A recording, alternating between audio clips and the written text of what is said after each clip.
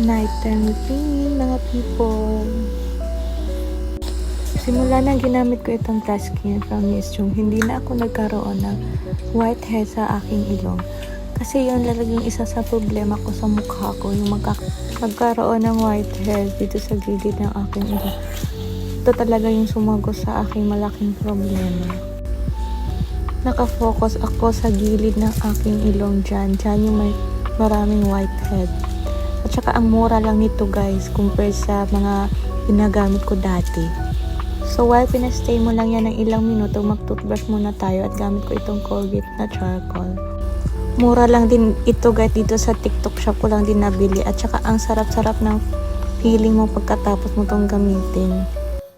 At ayan, tapos na guys, gumamit na ako dito ng facial tissue. Tapos, moisturizer na agad. Nakalimutan kong i-fill yung nag-toner ako. From Miss Chung lang din yung ginamit ko.